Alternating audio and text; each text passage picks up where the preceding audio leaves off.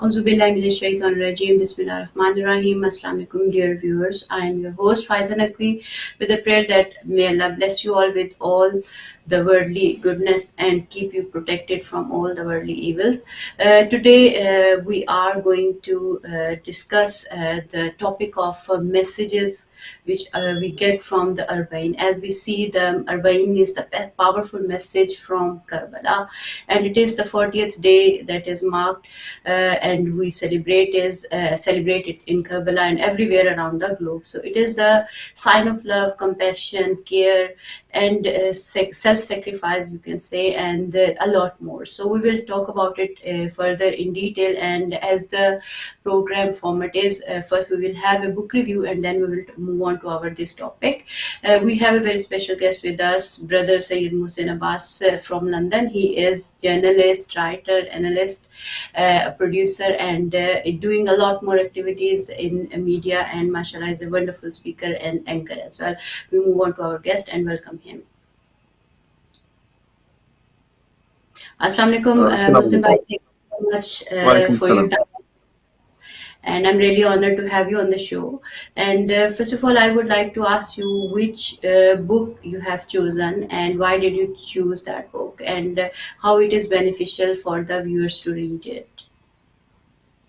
Well, I've chosen The Voice of Human Justice because simply it focuses on all of the things which ultimately also relate to Arba'in and to the sacrifice of Imam al-Hussein, which is of course the occasion which we're all commemorating in these weeks, essentially. The book's basically written by author Jordat, and it's part of his wider work, which is called Sawt al-Adalati al-Insaniya. Probably not pronounced that as well as I could have, but you get the idea. The Voice of Human Justice. So it's a book which it affected me because it, rather like another one that I read, which was The Brother of the Prophet by Allama Jawad Chiri, both focused on the character of Imam Ali alayhi salam, not only as a loyal disciple, follower, protege of the Prophet Muhammad, peace be upon him, but also in his own rights as a ruler, as a leader, as a man of wisdom, as somebody who went through trials and tribulations virtually through all his life in one shape or form, and yet overcame all of them. And he concludes, of course, on his martyrdom with finally declaring before God that he is successful. It was only on that last moment of martyrdom which he'd yearned for. And I think this book's focus on justice, human justice. I mean, we talk about divine justice, but that divine justice is, of course, for human beings. It applies to us. And in this day and age, the one thing that we're lacking on a huge level, both on a global scale, and also I think I would say even down on a micro scale within individual and personal existences, is this understanding of justice, the understanding of right and wrong.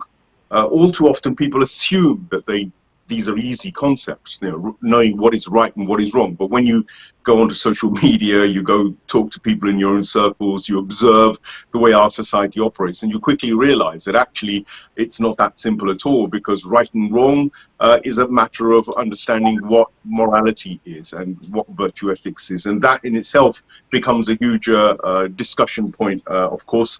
And there are disputes now where people are they're basically denying the moral virtues that we've come to know over the past centuries, which are inspired by the Prophet Muhammad, peace be upon him, what we'd call as the virtue ethics of the Prophet. So this book, I think, goes into a practical demonstration of what virtue ethics is and what morality is. And the morality of Imam Ali alayhi salam, of course, we know that he wouldn't even light a candle, if it was for a personal matter. We know that when Zubair comes to his place of work and wants to discuss personal issues, and Imam asks him, is it a personal matter or is it a matter of the state? And when he said it was personal, Imam had said, hold on a second, and turns out the candle flame.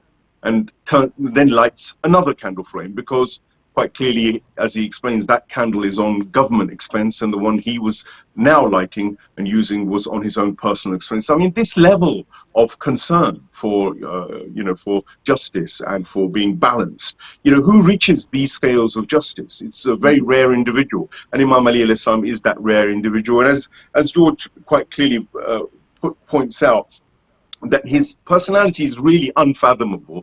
Imam Ali, no matter how much you try to summarize his character, just like the Holy Prophet Muhammad, you will never do justice to it, its scale and its range. So I would recommend people read this book as a point of reference for what true justice is. And in an age of moral relativism and clear and open injustice and tyranny, it's most important that we understand what justice is, and then be able to not only advocate it but also apply it to ourselves and our environments. And standing up for justice, of course, is one of the major things that Imam Hussein alayhi salam does at Karbala in particular.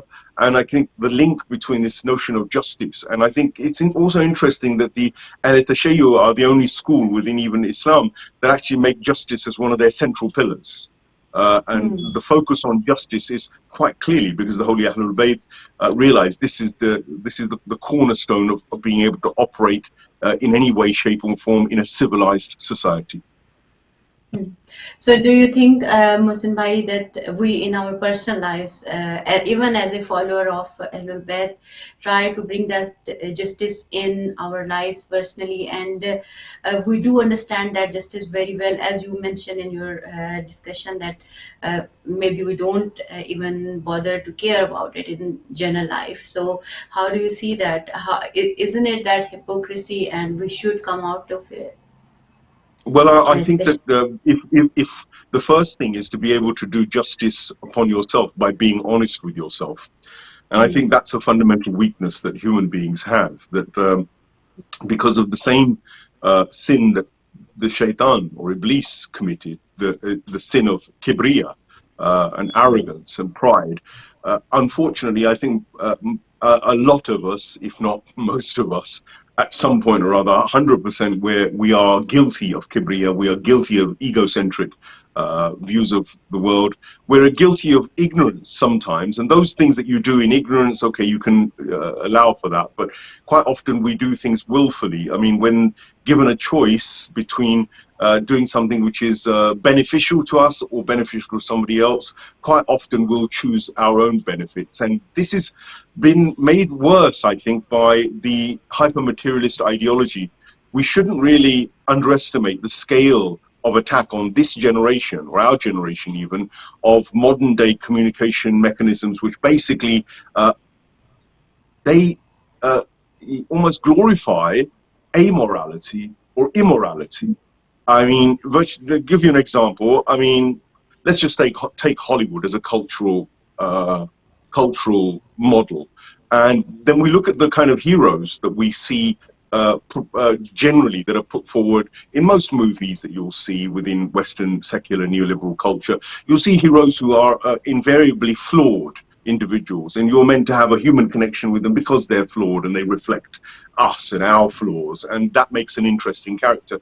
You see, when you keep raising these kinds of characters on a pedestal, and these flawed characters, whether they be drunk, debauched, or hedonistic, or even killers, actually there's one incident or one scenario in that movie which they become the hero. They become the person who saves the world, or who is the one that everybody turns to. It's so often that's done that it's not an accident. Very rarely will you get a character of virtue and morality like Imam Ali alayhi salam or Imam Hussein alayhi salam or the Prophet. You won't get those kind of characters pushed forward as like the archetypal heroes of this modern era, and that is a sort of a cultural soft power which is constantly sending out subliminal messages to our generations to say, actually, because you're all flawed, don't worry about being all of these hedonistic or materialistic or other aspects of a personality. Don't worry about that. You know, that's all of us are in the same boat. It's kind of justifying that we shouldn't try to be virtuous and shouldn't try to be moral. And of course, we in our own worlds, some of us do this very much within families, because of course the Muslim families are still, relatively speaking, connected, and community, there is still a sense of community as well. This doesn't exist so much within secular neoliberalized family units. They're much more fragmented and non-existent almost in some cases. But in our case, even though we have family and we have community, we have centers, all too often what I've found, and it is quite off-putting, that people will go there to be seen, or to show themselves, or to gather gossip, or to sort of turn it into a social gathering. Nothing wrong with social gatherings in a religious occasion. It's that we're meant to get together, but it's your intention. Why do you get jealous of people? Are you going there to make people jealous? Are you going there to show that you're religious and show add that as another virtue signaling exercise for other people to basically rate you? Are you going there to compete with knowledge? You know, if you have a bit of knowledge about Islam, do you go to these places in order to show off about your knowledge, or are you after power or sort of position within those communities? Are you jostling for status? And is your religion also becoming part of an extension of the kind of trophy gathering we tend to be encouraged to do? You know, and do you go and use the opportunity to compare your children to other people's children? These are all matters of justice, because if you're doing it with the wrong intention, and you're being vain or arrogant or conceited or competitive just for the sake of it, these are all things that are against the justice of you upon yourself. And it's against the justice that you do to the environment that's around you, because what you're doing is you're causing a fitna. You are actually causing conflicts, and you're putting people down, or these are all against the manners of the holy I'm a Muslim. And yet we backbite. We do all sorts of these things which are clearly in the Quran, are said very clearly. I mean, backbiting is one of the classics. It says it's like eating your brother's flesh. That's what God says. There's no ambiguity. Forget about anything to do with whether music is haram, or having a beard is haram or halal, or whether this is in the Holy Quran very directly. It's absolutely clear that you are eating your brother's flesh. Literally, if you take that literally, it makes you a cannibal. If you don't take it literally, it's still an extremely nasty activity. Yet, I bet I'd bet my mortgage or my house on the fact that actually most of us engage at some point. We drift from just talking and conversation into doing riba. So you can see that that's an injustice. So you're right there, Sister Faiza. I'd say that we have to be very careful of these injustices, and this is the Prophet described it as jihad al-akbar, the greater jihad, and this is part of what I think you're intimating. Yeah, I would now move on to our topic, because we are we do have very short time to discuss it, and there's so much to discuss about it. So, how do you see Mohsin Bhai Arbaeen, especially when you see people from different communities? How do they view it, and what should and what messages does it have inside it? And are we doing what we are supposed to do? Like, for instance, is just a ritual, or there is a very huge message which is conveyed by the Arbaeen walk or Arbaeen around the globe? Well, first of all, I think that we must celebrate Arbaeen and the walk and the actual occasion for what it is, a very beautiful tribute to the nobility and the sacrifice and the legacy of Imam al-Hussein alayhi salam. And I think that it is the largest, the biggest gathering of in the world. It may be the biggest, actually it is the biggest gathering in the world. It's certainly the largest religious gathering in the world. This year it's estimated that over 20 million plus will be gathered there. There certainly were before COVID, it was reaching the 23 million. So this after a period when Saddam and all sorts of people stopped this gathering. It's something that of course we can't take for granted. It's a real gift. And then we have to focus on the scale of the operation and the beauty of that, and again complement those involved and those who take part in it.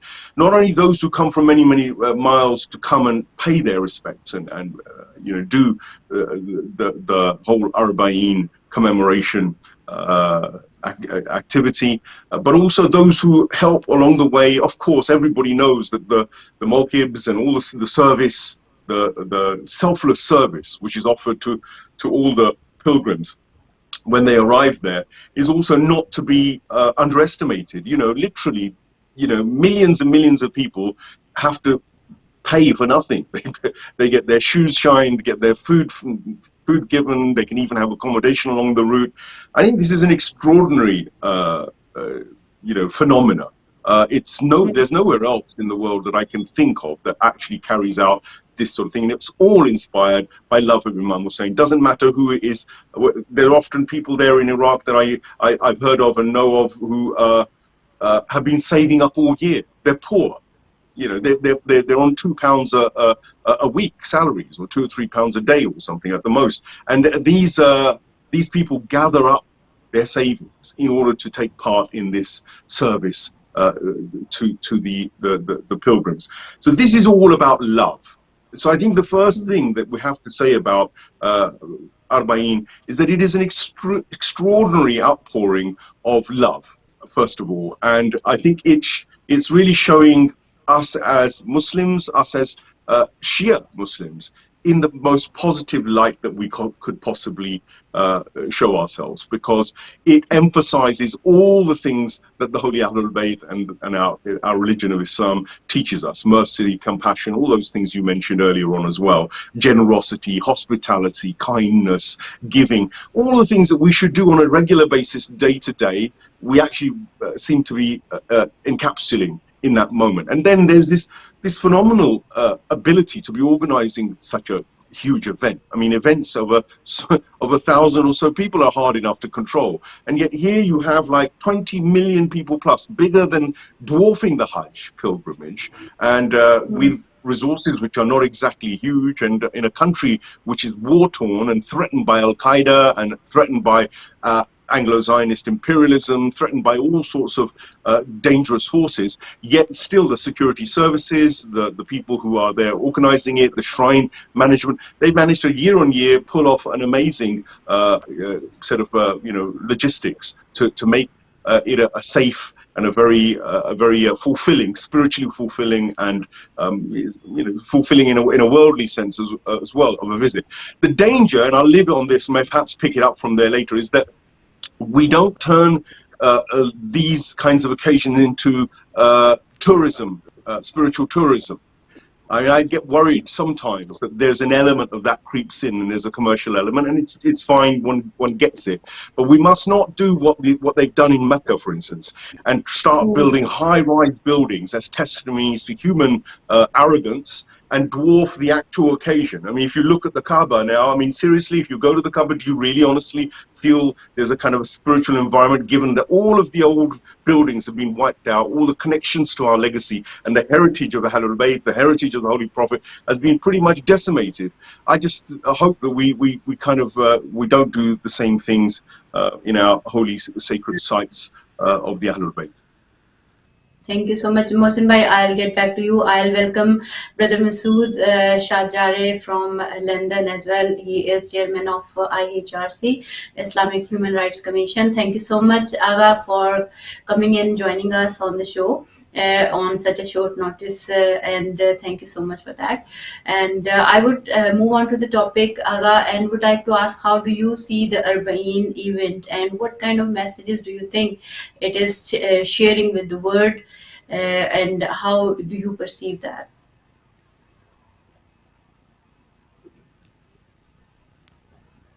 Can you hear me, Aga? Yes, Bismillahirrahmanirrahim. Salam alaikum to yourself and everyone else. And I've got a bit of a bad connection. I hope you could hear me okay. I can hear you, but it's a little bit, there's a noise in your voice. So if you just try once more, like, let's speak, then we see how it works. Maybe if you talk without hands-free or something.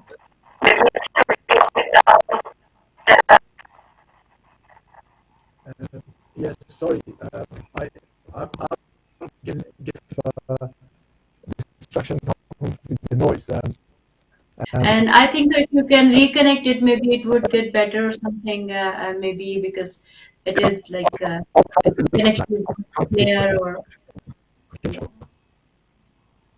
Yeah, brother Mohsin, how would you see? And one more thing I would like to know, Mohsin bhai, how do you see the role of media, like Western media, in or even the Eastern media, even if you say India, Pakistan media, and all that. Generally, if there is a dog of some celebrity from, for example, India or maybe Hollywood or Bollywood or wherever it is, they will be showing it. But when it comes to such a huge, gathering around the globe, why this the whole media is silent? Why it is not getting that kind of coverage? What's the problem behind that? Well, I think because people fear the event. The event epitomizes and embodies all the things we discussed earlier in terms of the values of goodness, and of course that's a complete kind of contradiction. To all of the values that are pushed across the media in general. I mean, you get fake news, lies, propaganda from the current affairs and news side of Western neoliberalist media, which is the one that dominates the world majority of it. You get sort of, as we said, literally pornographic, cultural kind of misanthropic kind of messages from all their entertainment industries. And here you have an event which, what are they going to do when they go? If they were to cover it, they're going to have to promote Islam, which they don't want to do. They'd have to promote the central purveyors of Islam, the embodiments of Islam, which they don't want to do. That's Imam Hussein Islam, because you'll be drawing attention to the real Muslims, the real people who had the legacy of the Prophet in their heart, souls, and in their every droplet of their veins. So they don't want that kind of own goal. The other thing, of course, is that they, even within our Takfiri brethren, who I call whether you want to call them Wahhabis or whether you call them the Saudi sponsored religions, they of course have a hold on a lot of the countries and the medias within the Muslim world. So they too have no interest in promoting Ahl Tashayyu and promoting the Imams, who are ultimately also the Imams of all our other schools of thought as well. In reality, I mean, which one of the Sunni schools of thought would deny Imam Hussein Islam, would deny the beauty of the 40th day of commemorating Imam Hussein Islam's martyrdom? And you see, the more you did that, the more the simple folk who've been kept away from the Ahlul Bayt, who've been presented with other personalities with less perfect virtuous characters in competition with the Ahlul Bayt, and they therefore created this kind of misinformation. So, for instance, let me be absolutely frank. If we were to sort of compare the character of Hazrat Umar, let's say, or Umar ibn Khattab, the second Khalif, or or Uthman al-Ghani, the third Khalif, and then put them side by side with any of the Ahlul Bayt, and you would clearly see, even from the Ahl Sunnah's hadith and their own books, you will see huge flaws and huge mistakes that were made, even in their times. And it's something even from the words of Umar ibn Khattab, is that I would have been lost. Had it not been for Ali, I would have been lost. He even admits to the fact that actually he completely would have been in none. So this is the problem, that it's not in the interests of those people who have made an industry out of ignoring Ahlul Bayt and taking people down a line of Islam which isn't quite 100% justice focused. Now, if you look at the characteristics of those individuals who are flawed and have political flaws, have social flaws, had cultural flaws, let's face it, there were caliphs who were incarcerating and even hounding and persecuting other Sahaba, like Hazrat Abu Dharr Ghifari, for instance, in his own time was persecuted by Hazrat Usman. Why? So you see there's a difference, and that period of history becomes very problematic for a lot of our Muslim brethren as well, because they don't want to cast too detailed a look, because it'll make people start critically thinking about who was right, who was wrong, who was good, who was bad, what constitutes a Sahaba who was pure? What constitutes the difference between Sahaba and Ahlul Bayt? And I think, thorny as it is, and I don't usually like raising these sort of issues, but it's a fact of life, that Imam Hussein represents absolute virtue, absolute purity, absolute truth. And, once somebody comes on to studying them, and by watching Arba'in or going to Arba'in, of course you're going to get triggered as to why so many people are so in love with this individual. 1400 plus years later, still the love isn't subsiding, the love is increasing, and more people are actually turning to Imam Hussein, turning to the school of Ahlul Bayt for their spiritual guidance, which is the way it should have been in the first place. So history and Allah subhanahu wa ta'ala. Muslim, sorry to cut you. I just wanted to ask you, what brings other communities in this Arba'in walk? Because generally it is related to Imam Hussein. Imam Hussein is related to Muslims and, for instance, Shia. A little bit you touched upon this point or this aspect in your recent comment. But what do you think is the core reason for other communities who participate in Arba'in walk or visits Karbala during the Arba'in time? So what do you feel, or how do you analyze that? What brings them in that walk and in Arba'in time? Well, 80 nations are said to have participated. People from 80 nations have participated in this year's Arba'in. So you see the diversity is huge. It's everybody from all over the world. I don't think, even 80 seems seems an underestimation to me, because there isn't a place in the world where a member of the Ahlul Shia doesn't exist. So why do they go? Well, there's an exceptionally human element to this whole tragedy.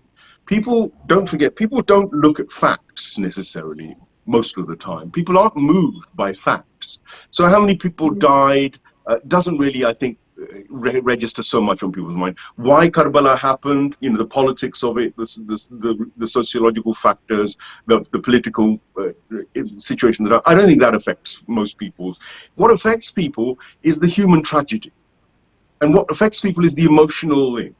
It's emotions that most people can connect with. And, the emotion of being able to visualize and picture the whole of Karbala and the incidents, from everything from the time of Medina and setting off, Imam Hussein has this kind of message-laden journey which he gives, because first of all he doesn't stay in Medina to avoid the holy city being sacked by Yazid. Then he comes to Mecca, but he doesn't stay in the Hajj to avoid the Hajj being scandalized with blood and whatnot. But nonetheless, at every stage he tells people there's his mission and his message. And then what he does, the most extraordinary thing he does, is that he takes his family and he takes some of his closest well-wishers with him, and they weren't prepared for war, because had he done that, he would have been better off staying at Medina, where he had followers as well. So I'd say that the emotional element comes from the fact that it's a family story. It's a tragedy which involves children, men, women. This allows people to connect. It's a tragedy which also brings in a sort of a multi-ethnic element. It is also transcending Islam itself. It goes into a much more universal set of principles, and therefore it can touch the hearts of people far and wide. So I think it's the hearts that connect people, and those who go because their heart has connected to the tragedy and the zulm, if you like, and the oppression. And I think everybody can lock into that. That's true. We have Masood Bhai again. So, Aga, I would like to ask you the same question. What do you think? Because we just are left with 10 minutes and we have to conclude it. So, in the end, I would ask you to share your views, your thoughts on the messages of Arba'in, so that we can have your message as well on this point. Bismillah ar-Rahman ar-Rahim. Well, first of all, I think it's tremendous that we have got such awakening regarding Imam Hussein's movement and the sort of people awakening right across the world. And I don't think, definitely in my lifetime, I've seen such awakening and acknowledgement in such a massive numbers. I mean, what is happening right now for the Arba'in, it really is tremendous. It really is It has never happened. Every year we're getting larger number of people making sacrifice, making the acknowledgement, standing up for the justice and what Imam Hussein stood. And the only caveat I would say here, we need to be extremely careful, is because the Yazids of today, the enemies of concept of justice and standing, they're as active now as they were at the time of Yazids of that time, and they know they cannot sort of remove the whole emotional charge that people have, as Brother Mohsen Abbas was articulating so beautifully. What they do is they want to sort of divert it and make it just a cultural thing. It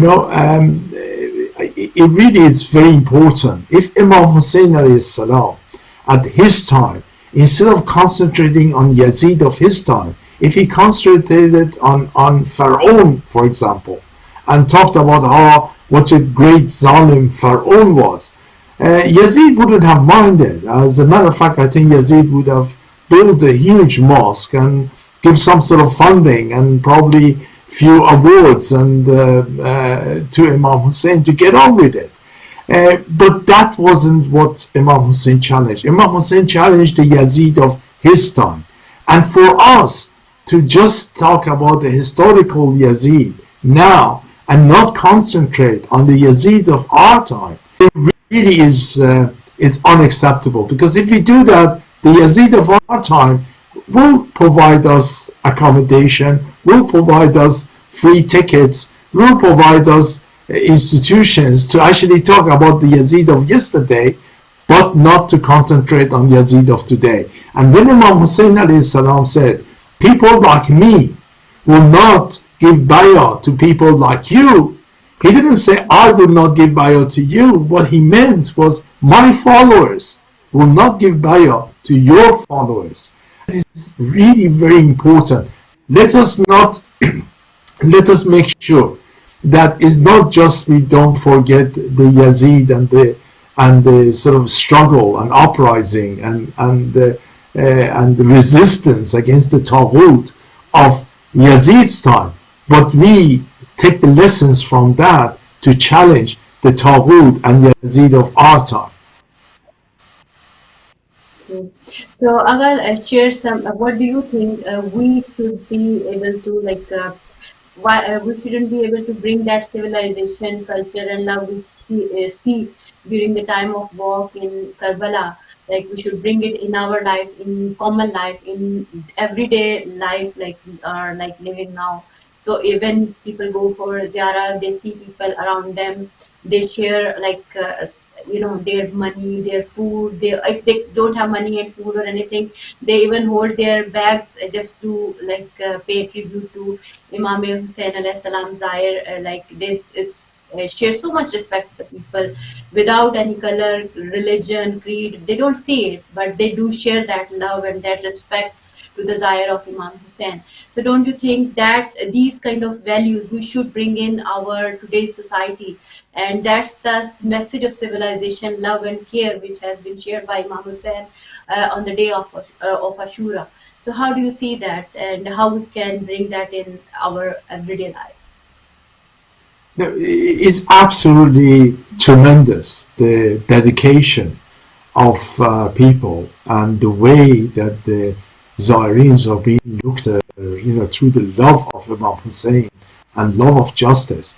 But let us understand, let us be focused, that we hold Imam Hussein in the position that we hold because of his struggle against injustice, because of what he did, stood against the Taghut of his time. And he gave the most valuable thing any human being has got, their lives on the way of Allah.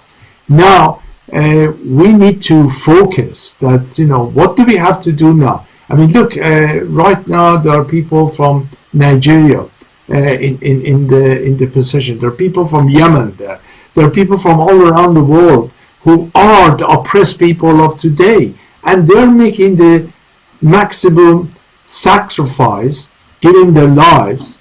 And we need to sort of identify with those followers of Imam Hussein as much as historically with Imam Hussein, because it's Imam Hussein's message that is important. It's Imam Hussein's position and teaching us how to deal with the oppressors of our time. And we need to bring that into practice. I don't think there is anything wrong whatsoever. It's beautiful, the sort of the way that people are coming together. It really is tremendous. We should take our hats off to all those sacrifices. But also in the same time, we need to understand, put it in the right focus, that we can't do that at the same time and then give condolences to the colonial sort of the symbol of colonialism, because these two are really completely opposite side to one another. We have to sort of understand Imam Hussein and his message, which is forever. We say very clearly, Kul Yawmul Ashura Kurdan Ardun Karbala. Every day is Ashura, every place is Karbala. Let's put that into our practice. Let us be the flag bearer of the flag of Imam Hussein, who stood for justice and made the greatest sacrifice and taught us how to stand against the tyranny and the taghut of our time.